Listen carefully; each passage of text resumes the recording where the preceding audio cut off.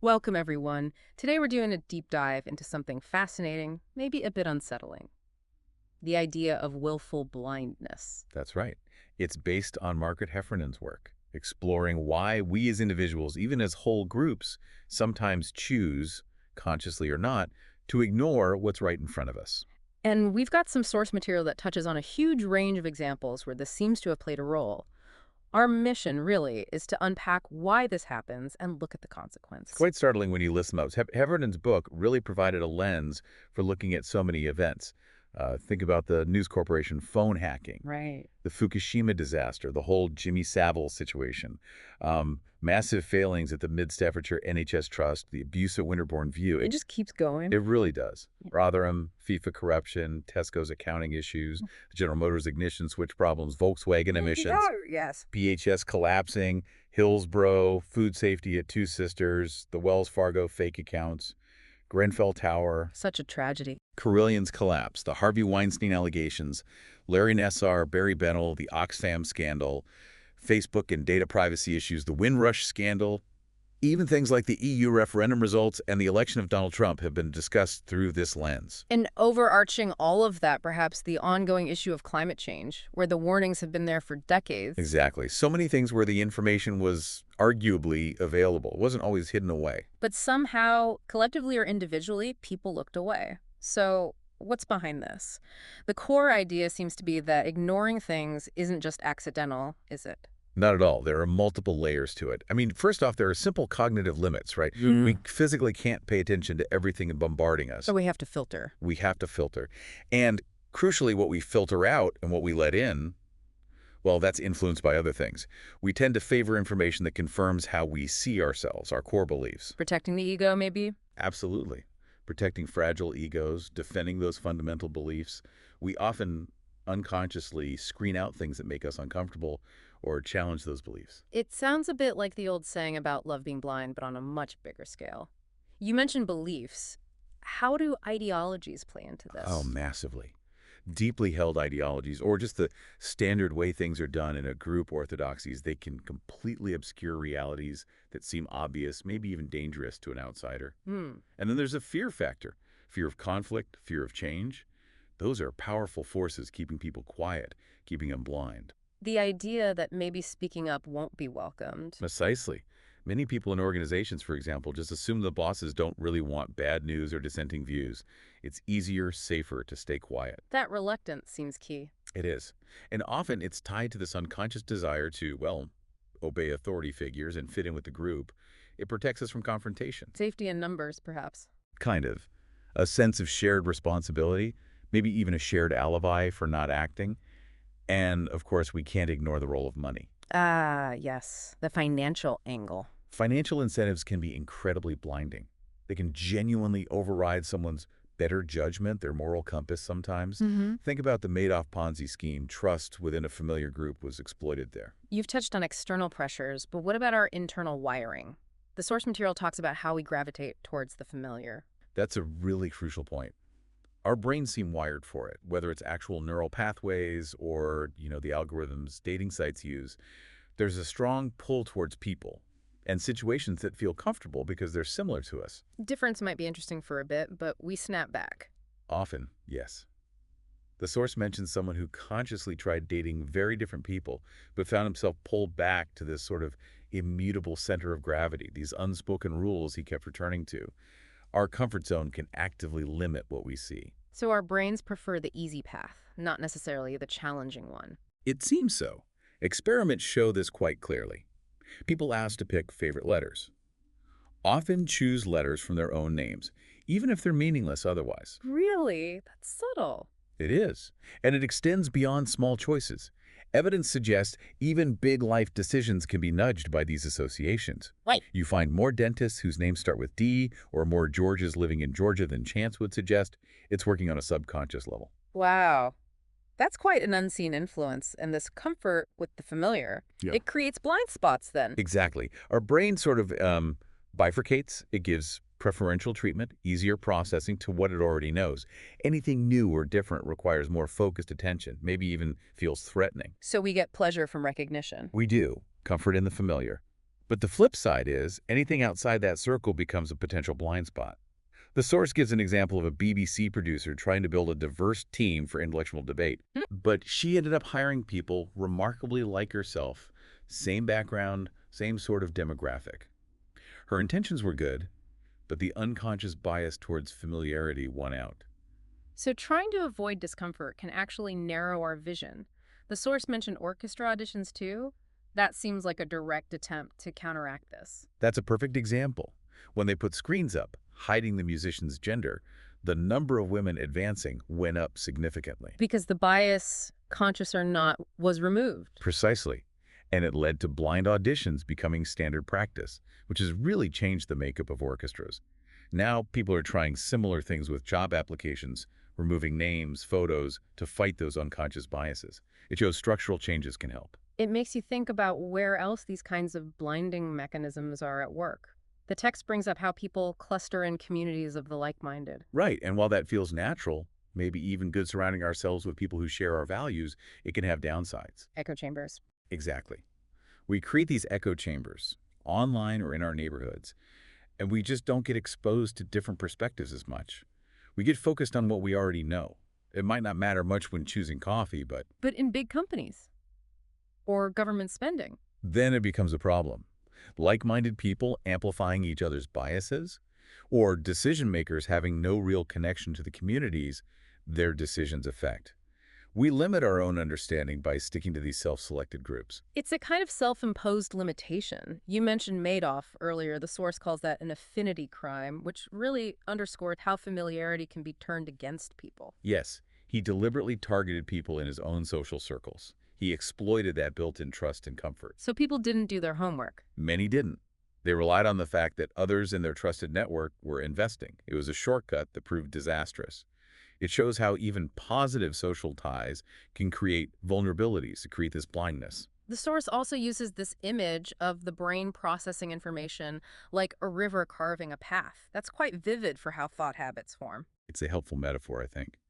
Our brains build neural networks through repetition. Like that river, familiar information flows easily along established paths. Well, other stuff is just noise. It can be perceived as just fuzzy background, doesn't grab our attention in the same way a familiar face jumps out, but other details might be missed. This preference for the expected makes it harder to notice new or contradictory stuff. The discussion gets quite personal, too, looking at relationships. The author talks about her own willful blindness marrying someone with a known health issue. That's a powerful example of how love and emotional attachment can, well, cloud judgment. She knew about the heart condition, but consciously chose to believe it wouldn't be a major issue. Driven by love, wanting that future. Exactly. She admits she avoided researching or thinking too much about the negative possibilities. She just looked away. It really highlights how much our desires can shape what we allow ourselves to see. And it's not just romantic love. There's that story of the doctor who initially misdiagnosed his own wife's heart attack. Even professionals aren't immune when affection is involved. It shows that inherent bias love introduces. He saw minor symptoms, perhaps because confronting the serious possibility was too difficult emotionally. That's why doctors generally don't treat close family, right? The emotional connection gets in the way of objectivity. Carmela Soprano is mentioned as a kind of poster child for love blindness. Her situation really shows the mental gymnastics involved. Her whole life is built on this precarious balance, knowing, but not really knowing, about her husband's activities. Facing the truth would mean dismantling everything. Her family, her home, her identity as a decent person. The cost is just too high. So keeping the illusion feels like survival. For her, yes. The source also mentions affairs sometimes stemming from a similar avoidance, avoiding conflict within the primary relationship. So instead of talking things through, Someone might have an affair as an indirect way of acting out, expressing discomfort without direct confrontation. It often backfires, of course. But the root is avoiding difficult feelings, choosing blindness. the impact on children in dysfunctional homes is also mentioned. That's where the consequences seem particularly tragic. Devastating. When a child's reality is constantly denied by parents, say, in cases of abuse or neglect, it can lead to deep confusion, anxiety, a warped sense of reality later on. And addiction, too. Loved ones turning a blind eye. Yes, often out of fear. Fear of confrontation, fear of what happens if the issue is addressed, maybe just wanting to maintain some sense of normalcy. There's a heartbreaking line about a mother noticing odd things between her husband and daughter, but only wondered if she should have been concerned. That phrasing just screams self-deception. This drive to protect our own self-image, our own story, seems central. Like Louise, who was blind to her husband's alcoholism. Her story shows how our ideals, what we think family life should be like, can blind us. She wanted parental approval, had this fixed idea of happiness, and since she grew up without alcohol, she didn't even have the framework to recognize his behavior as alcoholism. Our own limited experience can be a blinder.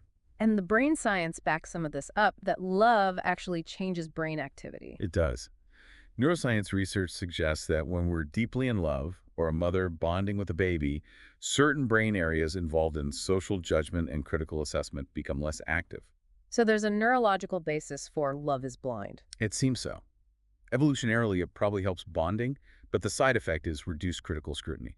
Then there are the really disturbing examples, like the abuse scandals in the Catholic Church, discussed in the context of willful blindness. A truly tragic illustration of institutional blindness. The overwhelming drive was often to protect the institution's reputation, to avoid scandal, to preserve assets, rather than protecting children or seeking justice. And victims often felt unable to speak out. Because their whole world was tied up in the church. Fear of the consequences, fear of not being believed. Investigations showed widespread turning of a blind eye by priests, and even failures by external professionals sometimes. It's the destructive power of institutional self-preservation. Albert Speer, Hitler's architect, is brought up as another kind of case-studied obliviousness. His biographer suggests it was a deliberate defense mechanism. Speer's identity, his ambition, his entire career were so tied to Hitler. Acknowledging the horrific reality of the regime would have meant destroying his own world. So he claimed his mind was on other things. It's that conscious choice to not know. And our brains might even reward us for sticking to our beliefs. There's psychological research suggesting that when we encounter information confirming our beliefs, or when we successfully dismiss contradictory thoughts, our brain's reward system lights up. Like a little dopamine hit for being right. Sort of. It feels good, reassuring, which makes it even harder to confront things that challenge our views. It reinforces the bias. Alice Stewart's story, the researcher who linked X-rays to childhood cancer, shows this happening even in science. A classic example of scientific resistance. Her findings created huge cognitive dissonance. They clashed strongly with existing beliefs about radiation safety and the benefits of X-rays. People didn't want to believe a common medical practice could be harmful. Exactly. Accepting her work meant acknowledging past harm, which was deeply uncomfortable for the establishment. It shows how even deeply held scientific beliefs can block progress. And that bizarre story of Marion Keech's doomsday cult, they just doubled down when the prediction failed. It's extraordinary. They invested so much, quit jobs, given away possessions based on this belief. When the aliens didn't show up, they couldn't just admit they were wrong. So they rationalized it. They decided their prayers had saved the world. It demonstrates what psychologists call the totalitarian ego, this mechanism that fiercely protects our core beliefs and self-image by twisting or ignoring evidence. We fight hard to keep our worldview intact. This need for a coherent story plays out in politics too, like with Tony Blair and the Iraq War. His deeply held beliefs about the dangers of appeasement, morality of intervention, the importance of the U.S. alliance acted like incredibly strong filters. So intelligence suggesting otherwise was dismissed. It seems so. Anything that didn't fit his pre-existing mental model about Saddam Hussein and WMDs tended to be disregarded or downplayed. The ideology shaped the perception of reality. The financial world seems like fertile ground for this too. Alan Greenspan and derivatives. Greenspan had this almost religious faith in markets regulating themselves and in the reliability of financial models. Despite warning signs. Despite plenty of warning signs, including market turmoil, linked to the very derivatives he championed. But his ideological commitment to deregulation seems to have blinded him to the escalating risks. It raises big questions about unquestioning faith in economic theories. And the BP Texas City refinery disaster that sounds like safety being ignored for production. The investigation found so many obvious problems, exhausted workers, ignored safety warnings. But the focus was relentlessly on cutting costs and meeting production targets. Basic safety just got sidelined. It shows how organizational priorities can create blindness to critical, even fatal risks. Even just being overworked can contribute. Definitely. Chronic fatigue messes with our thinking. It makes us more rigid, less adaptable, narrows our focus. We can literally miss obvious dangers. Plus, there's often that culture of pushing through, not admitting you're tired. Right, that bravado culture makes it worse. People don't want to admit they're struggling. And then there's that famous invisible gorilla experiment. It shows how focused attention makes us miss things. A brilliant demonstration of inattentional blindness. When you're concentrating hard on one thing, something completely unexpected, even a person in a gorilla suit walking through the scene can be totally missed. Our attention is limited. Very limited. Distracted driving with phones is a tragic, real-world example of this. We just can't attend to everything. The Stanford prison experiment is mentioned too, how quickly roles can change behavior. Zimbardo's experiment suggested that putting people in positions of power, even temporarily, can quickly lead them to act in ways that violate their normal morals, especially if others around them are doing it too.